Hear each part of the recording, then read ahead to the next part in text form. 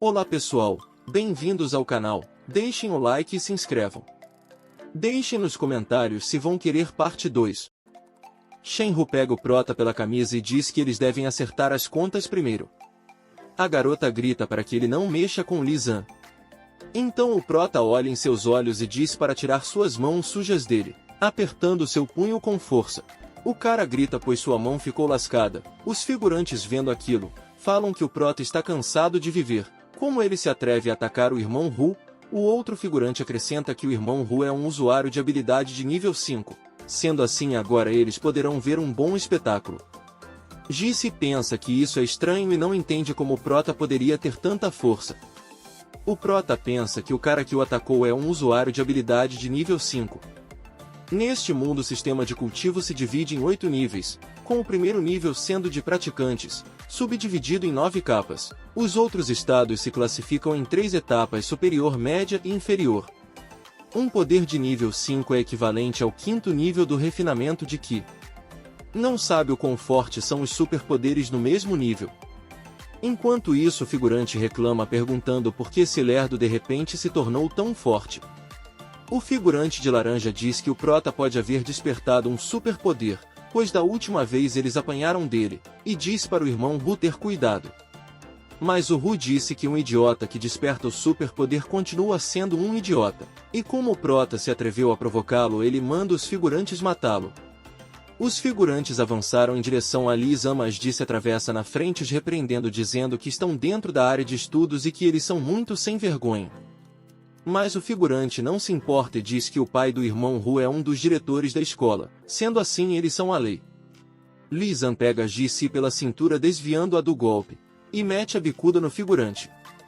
A garota pensa que a habilidade de Li Zan se tornou formidável, e se pergunta se realmente ele despertou algum poder sobrenatural como o figurante mencionou antes.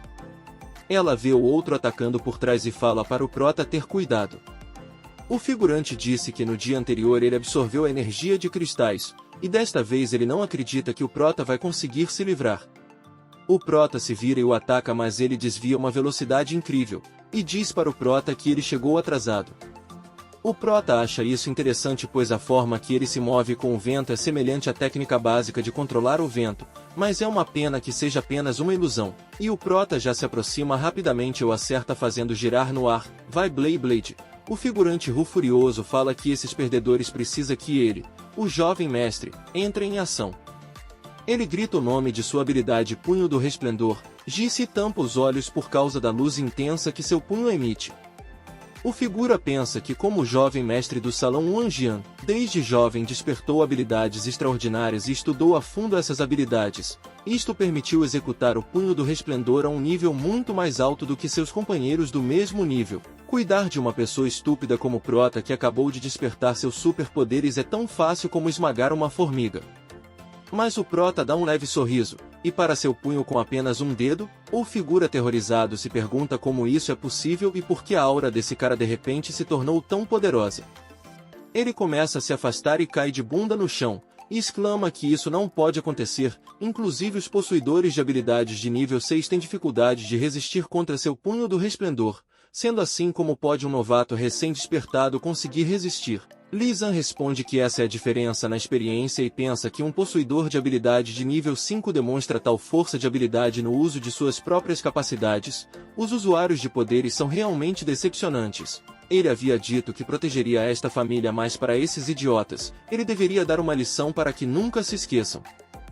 Hu, se borrando de medo com o prota se aproximando, pergunta o que ele está pensando em fazer e se sabe quem ele é. O prota, com um olhar ameaçador, diz para ele não se esquecer de agora em diante ele deve ter cuidado com suas palavras e ações, e dá uma palestra motivacional para ele. Os figurantes ali próximo começam a dizer que o figurante merece essa lição e elogiam prota surpresos por sua mudança. Shenhu fica em um estado deplorável. Ji-se se aproxima do prota e fala que ele realmente despertou um superpoder, e isso é incrível pois assim ele não será mais intimidado, e o dá um beijo carinhoso. A cena corta para um lugar onde há muitas garotas dançando e o figurante de antes falando com Shen-Shi, pai de Shenhu, que foi amassado pelo prota. O pai do figurante diz que isso é um desperdício, pois se nem sequer podem proteger o jovem senhor, para que serve ter um monte de inúteis como eles? O cara assustado clama por piedade, mas o maluco não tem dó e o manda de base. Shen-Shi, depois de matar o figurante, se vira para alguém ao seu lado e diz que seu filho sempre foi alguém que maltrata os outros, então ele não pode acreditar que alguém tenha se atrevido a tocar nele e o manda averiguar o que está acontecendo. Esta pessoa é Ren, que possui um poder mental. E ele responde que pode ficar tranquilo, pode deixar os assuntos do jovem mestre com ele. O cara disse que não é para matá-lo, pois ele quer fazer ele experimentar as consequências de provocar o Salão Wanjian. A garota fala para Li Zan que Shenhu realmente merecia um corretivo, mas talvez ele tenha se precipitado. Sua família tem uma certa influência e será problemático se eles voltarem a buscar problemas. O prota está perdido em seus pensamentos, pensando que este lugar chamado escola na realidade contém muito mais energia espiritual que outros lugares, e como ele tem a bênção da energia espiritual antiga e o corpo taoísta inato, pôde chegar ao 7º nível do refinamento de Qi em menos de um dia. Com o tempo ele pode chegar rapidamente ao topo do 9º nível do refinamento de Qi. Então seus pensamentos são interrompidos pela garota chamando sua atenção, indagando por que ele está tão distraído e não está escutando. Ele responde que está bem e na escola é realmente um bom lugar. Ela, chocada com sua resposta sem sentido, pensou que sua sanidade mental havia acabado de vez. De repente ele percebe algo e o vidro ao seu lado estoura. Ele usa seus poderes rapidamente para proteger todo mundo que estava ali dos estilhaços. As pessoas começaram a correr fugindo desesperadas sem entender o que estava acontecendo. Ji-Si se preocupa pois vê que o prota está com o rosto ferido, mas ele fala que está bem. Mas pensa que dispersar a energia espiritual para proteger as outras pessoas fez com que o ataque atravessasse a defesa do corpo inato do Dao. Então aparece na cena Ren Wukong, que veio vingar Shenhu, e fala que um recém-despertado resistir aos seus ataques é interessante. Li Zan o encara e pergunta quem o enviou. A garota preocupada fala para ele não se comportar como um adolescente agora, pois esse cara é um manipulador mental, ele deve correr rápido. O prota percebe que o figurante tem uma aura comparável ao 9º nível do refinamento de Qi, e fica animado por finalmente ter um oponente digno. O cara responde perguntando se ele está se fazendo de besta ou ele realmente é ingênuo. Ele apenas deve se lembrar que provocou alguém que não deveria. E ainda que o mestre do salão pediu para que ele deixasse o prota com vida, ele não tem nenhuma intenção de se conter em absoluto. Usando seu poder mental, ele prende Li Zan e o ergue no ar, mas o prota, observando aquilo, acha essa técnica familiar. O cara lança ele na parede e o manda ir para o inferno, preparando para outro ataque lançando os escombros de concreto nele. A garota, chorando, o chama de maldito e grita perguntando como ele se atreve a fazer algo assim com o prota. O cara diz para ela parar de gritar, pois ainda que ela não seja o objetivo do salão, ele não se importa de manchar suas mãos com mais sangue. Então ele percebe algo e vira. Então Prota sai do meio dos escuros segurando uma barra de ferro e diz que seu discurso é interessante. O cara fica sem acreditar que ele está salvo, pois isso seria impossível. Se prepara para lutar e pergunta que tipo de superpoder ele despertou. O Prota ativa a arte da visão espiritual e consegue ver o poder invisível do figurante. Ele lembra que no passado os discípulos da seita de Tiantong usaram essa técnica, baseando-se na rotação do céu para realizar ataques com a força do Qi. Nessa época eram considerados fortes. Então ele fala para o figurante que este truque não vai funcionar com ele novamente.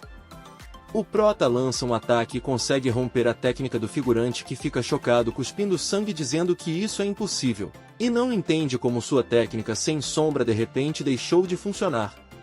Ele se prepara para mais um ataque e lança várias coisas na direção do Prota, mas Li Zan se prepara e usa a técnica da espada da lua desafiante, sua quarta forma, e corta tudo em seu caminho. O figurante fica confuso pois ele vê uma imagem poderosa na sua frente. Fiz essa pergunta se aquilo é uma espada. O Prota o atinge com estilo. O figurante pensa que realmente perdeu contra alguém que acabou de despertar seus superpoderes. O Prota, guardando sua espada, diz que ele perdeu porque ele domina as técnicas, mas não tem cultivo. Essa é a razão pelo seu fracasso. Então Prota percebe que aquele ferro que ele está segurando não é uma espada, e pensa que esse lugar já não é o mesmo mundo de cultivo que ele pertence. A garota corre até ele perguntando se ele está bem e ele fala que essas pessoas medíocres não podem machucá-lo. Ela então pergunta como ele tem ânimo para fazer piada. Ela realmente estava preocupada com ele. O figurante caído ali no chão, Fala que ele não deve ser arrogante, pois ofender o salão garantirá que o mestre do salão o faça desejar a morte. A garota preocupada pergunta se eles provocaram alguém de grande influência. Então alguém vem se aproximando e pergunta de onde saiu esses cachorros do salão Wang. Ele gostaria de ver quem se atreveria a tocar em alguém de sua família Gu. O figurante ficou chocado ao ver Gu Tianjui dizer isso. A irmã de Gu Tianjui corre para abraçar o prota, o chamando de irmão benfeitor e falando que deu muito trabalho encontrá-lo. Ji Si fica ali no canto muito feliz e animada em ver uma garota abraçar o prota assim. A garota o chama de benfeitor, e pergunta por que ele sempre anda tão cheiroso. Ele, vendo que são os irmãos que ele ajudou da última vez, se pergunta como eles chegaram ali. Ji Si, irritada, pergunta o prota quem é ela. A garota olha para ela com um sorriso, a cumprimenta e diz que é Gu Tianzhen e é amiga do prota, seu benfeitor. Mas a Ji Si, putaça, pergunta ao prota por que ela não sabia que ele tinha uma amiga tão encantadora. Ele apenas afasta a garota e diz que não está familiarizado com eles e pede para que se mantenham afastados dele. Ela diz para que ele não seja tão frio. Então seu irmão a chama e diz para que ela não ofenda o mestre. Gu Tianjui se aproxima do prota, se curva e fala que ela é apenas uma garota ignorante e espera que ele não se irrite. Enquanto isso, o figurante caído no chão começa a pensar que a família Gu é uma família nobre distinta. Sua influência se estende aos campos militares, econômicos, político, de investigação científica e etc. São uma presença líder em toda a cidade. Até mesmo o inspetor local encarregado de fazer cumprir as leis deve cumprir os desejos da família Gu. O salão Landin não está à altura dos membros da família Gu. Inclusive a onipotente família Gu, que cobre os céus com uma mão, mostra respeito absoluto a Li Zan, mas ainda assim o prota mostra tamanho desprezo, como se não considerassem nada a família Gu. Então ele grita que é impossível. O prota olha para ele e pergunta se ele não está convencido, se ainda quer brigar, mas o figurante se coloca de joelho, arrebenta a cabeça no chão e pede para que o mestre Li, por favor, perdoe sua vida, pois por ignorância ele acidentalmente o ofendeu. E tudo isso foi instigado por Shen Ji. Ele estava apenas seguindo ordens e espera que o prota possa ser compreensivo.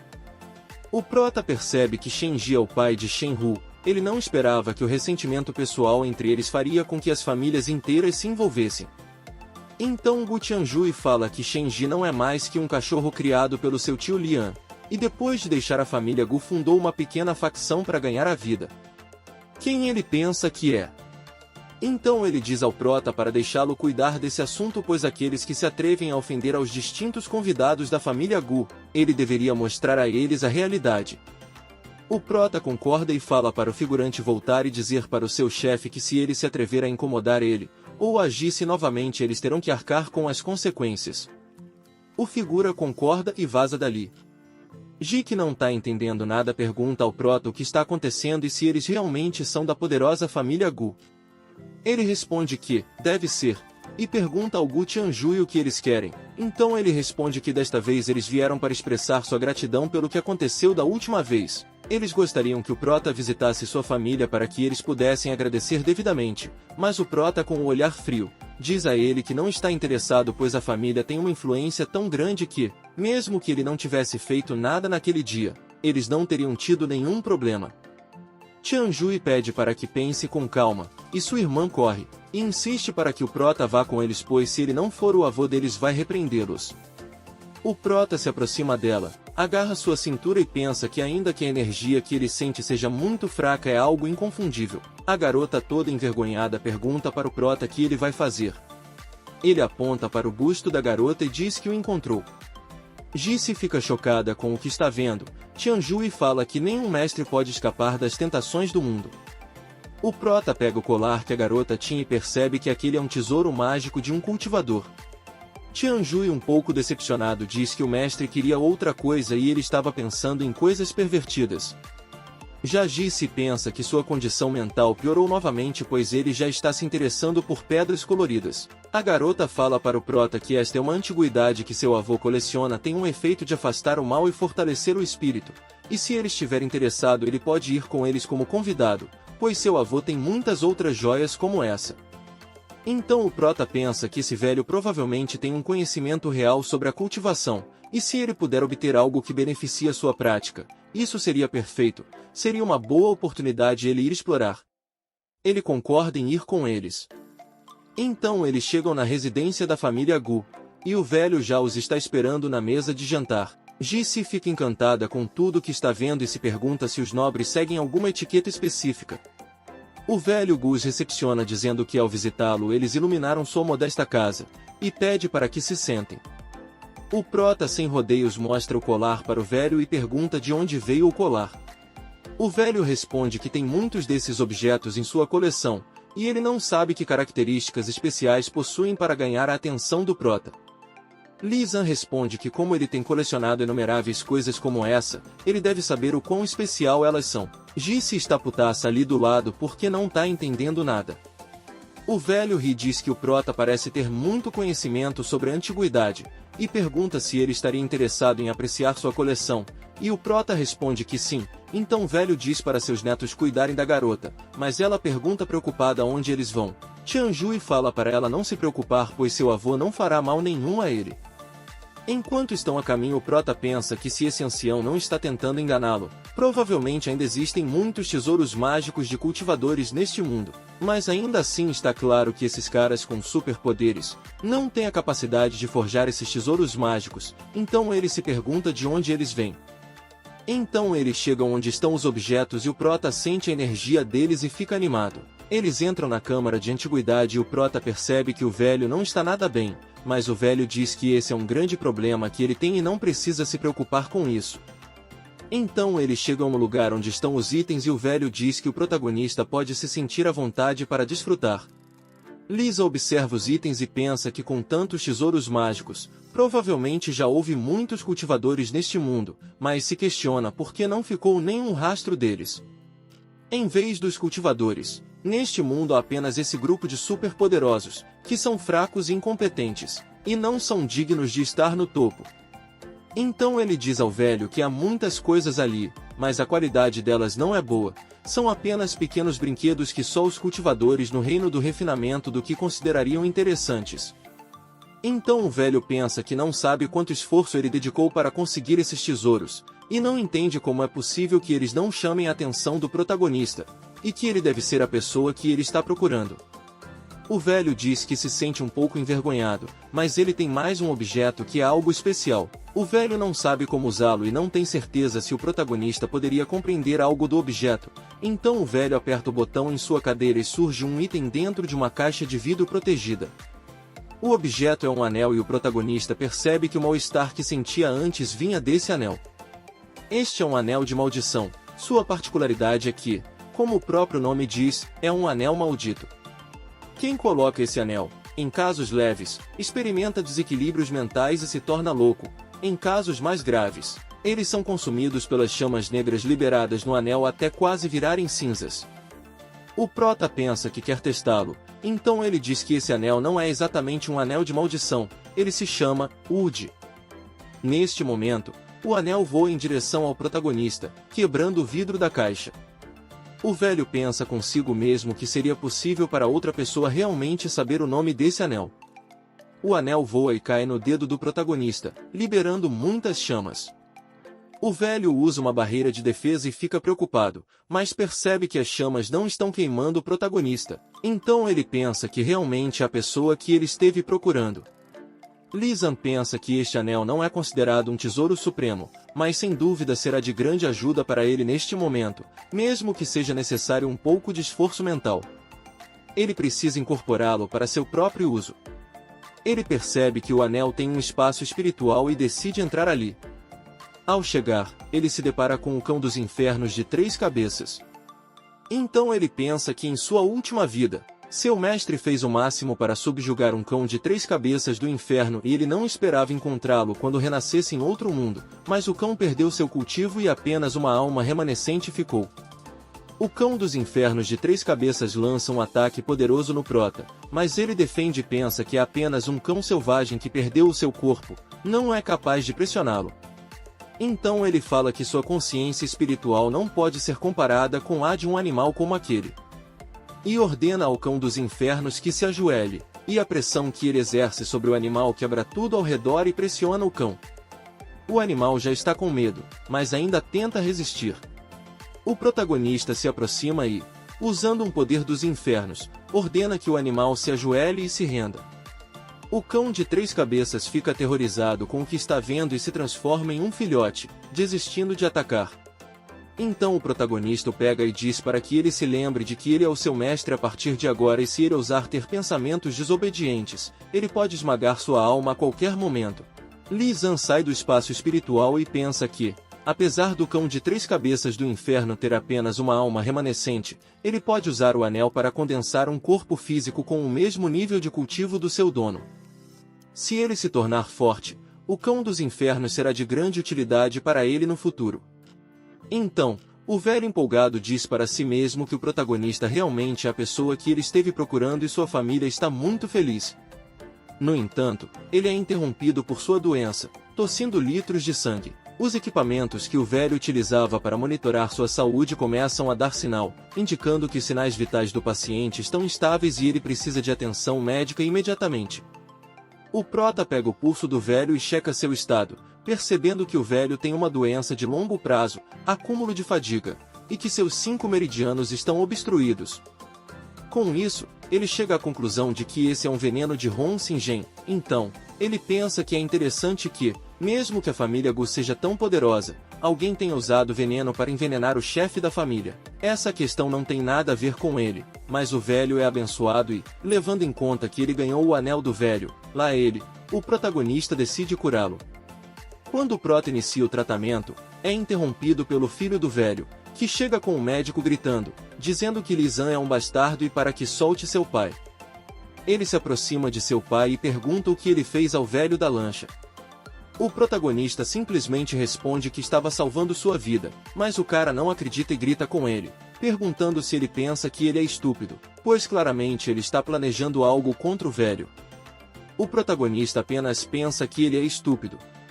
Então, os netos chegam correndo, perguntando o que aconteceu e por que seu tio estava brigando com o mestre. O cara irritado diz que um pirralho como aquele, sendo chamado de mestre, o velho realmente deve estar gagá, e esse pirralho com certeza é um farsante. Tianjui diz para o seu tio que o protagonista realmente não é uma má pessoa e deve ter acontecido algum mal-entendido. O cara diz que confia mais em seus próprios olhos e agora o seu pai é a sua principal preocupação. Quando conseguir curá-lo, ele se encarregará do protagonista. O prota apenas pensa que está curioso para saber como eles vão conseguir curar a doença do velho. Então, o cara diz para o médico continuar seu trabalho. O médico diz que fará o seu melhor e invoca uma aguinha na mão, envolvendo o velho com essa água para tratá-lo. O protagonista pensa que controlar a água para tratar lesões internas é uma técnica curativa com água. Mas, como esse veneno já invadiu o coração, esse truque é inútil. O velho mais uma vez tosse cuspindo litros de sangue, e todos ficam preocupados. O médico diz que sente muito, mas os sintomas do velho são muito estranhos e seus superpoderes não podem ajudar. Sendo assim, eles devem preparar os arranjos para o funeral do velho. A neta do velho está muito preocupada e seu tio diz para o médico que não é culpa dele, é tudo culpa do protagonista. Esse pirralho deve ter feito algo com o velho enquanto eles estavam fora. Então, a garota diz que já basta e, já que o doutor não pode fazer nada, seu tio deve deixar que o protagonista tente, pois salvar a vida de seu avô é o mais importante. Mas ele a repreende, dizendo que foi o prota quem lastimou o velho, logo ele não está de acordo. Então, o prota fala que se seguirem perdendo tempo, ninguém poderá salvar o velho. O cara fica muito irritado, dizendo que ele é presunçoso. O médico que ele trouxe é a principal potência curativa da cidade e nunca falha. Isso deve ser porque o prota fez alguma coisa. Diante disso, Li Zan diz a ele que por 3 ou 4 vezes ele o impediu de salvar o velho e se pergunta se ele realmente não confia nele ou tem outras intenções para atrasar deliberadamente o tempo. Então, o cara fica furioso e chama os guardas para tirarem o prota dali, mas Li Zan pensa que eles são apenas um monte de idiotas e invoca o cão dos infernos. Os guardas ficam todos temerosos diante daquela invocação capetônica. Um se pergunta se o prota é um superpoderoso de invocações e o outro pergunta como poderia existir uma invocação tão aterrorizante como aquela. Tianjui percebe que mesmo ele não consegue definir o nível daquela besta invocada. Realmente, o seu benfeitor é uma pessoa insondável, e se pergunta quem ele é. O tio da família cai no chão apavorado, perguntando ao prota quem ele é. E o prota, de forma ameaçadora, diz para ele corrigir sua atitude ou, do contrário, ele terá que suportar as consequências. Ih, rapaz. O prota pensa que devido ao atraso sua condição piorou por causa da deficiência de sangue e energia vital, mas para ele isso não é um problema, ele apenas precisa equilibrar o real e o virtual, ativar os meridianos e desta maneira as toxinas no seu corpo poderão ser dissolvidas. Então condensa agulhas com sua energia. O médico pergunta que tipo de habilidade é aquela e a garota fala que o prota é incrível, mas o tiozão disse que aquilo são apenas truques e artimanhas e ele quer ver o que ele vai fazer ao perceber que não pode curar o velho. Então Lisa lança as agulhas no velho, usando uma técnica de acupuntura. O médico surpreso pergunta se aquilo realmente é uma acupuntura chinesa. A garota, sem entender direito, pergunta sobre essa acupuntura. O médico explica que a acupuntura chinesa é uma das principais artes médicas da China, e se for usada adequadamente pode desbloquear os meridianos, e fortalecer o corpo ao expulsar a energia. Infelizmente, nos tempos modernos onde há cada vez mais pessoas com superpoderes curativos, esta habilidade médica foi perdida. Toda a informação que ele tem a respeito foi conseguida através de algumas coisas que ele leu. Ao ouvir isso, o prota diz ao médico que ele sabe bastante, e continua o seu tratamento. Ressalta ainda que, falta apenas o último passo, as impurezas restantes se acumularam no meridiano do coração, mas com o último esforço ele vai expulsá-las. Então ele faz seu último movimento. O velho tosse mais uma vez expulsando uma gorfada de sangue. Coitado, já não deve ter nem uma gota de sangue mais. Os netos, preocupados com o que está acontecendo, correm até o velho e perguntam ao prota se ele falhou. Então o tiozão abestado fala que já sabia que ele não ia conseguir curar o velho. Mas neste momento o velho abre os olhos e Tianjui fala que ele realmente conseguiu os assustar. Então o velho fala para eles não ficarem tristes pois ele está bem. E o tiozão não consegue acreditar que o velho realmente foi curado. O velho fica feliz porque desde que contraiu essa enfermidade, nunca havia se sentido tão bem como se sente agora. Então ele agradece ao prota por curá-lo, mas o prota diz que está apenas devolvendo um favor. Ele teve sorte porque no final ele decidiu vir à sua casa, mas se no futuro voltarem a envenená-lo, ele dependerá apenas de sua sorte. Até aquele momento ninguém sabia que o velho havia sido envenenado, pensavam apenas que era uma doença. Sendo assim, ficaram surpresos ao ver o prota dizer que o velho estava envenenado. O tiozão já veio falando para o prota não pensar que por ele ter sido capaz de curar seu pai ele possa sair dizendo qualquer besteira. Quem se atreveria a fazer algo assim embaixo de toda a vigilância da família? A enfermidade de seu pai piorou de repente devido aos seus estudos dos superpoderes. Então o prota diz para ele que mesmo assim, há pouco tempo ele estava acusando dizendo que foi ele quem prejudicou o velho. E o tio não esperava por essa resposta. A garota diz ao seu tio que essa situação é muito estranha pois já faz algum tempo que seu avô não estuda mais superpoderes. O rapaz também fala que seu avô sempre havia sido saudável, inicialmente teve problemas nas pernas devido aos superpoderes, mas não surgiram outros problemas. Parece que a sua condição piorou depois de tomar a medicina que o tiozão o deu.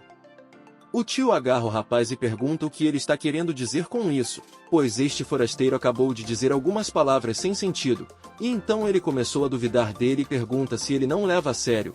O rapaz diz para ele se acalmar pois ele está apenas divagando. O velho, vendo toda aquela situação, pegou a medicina e disse ao prota que aquela era a medicina que seu filho preparou para ele e perguntou se ele poderia examiná-la para assim provar a inocência do seu filho. Cara grita com o velho perguntando por que duvida dele, ele jamais faria dano a ele. E esse garoto é um estranho, ele definitivamente vai incriminá-lo deliberadamente. Então Prota pegou o remédio e disse ao tiozão que já que não é veneno, ele não se importaria em tomar.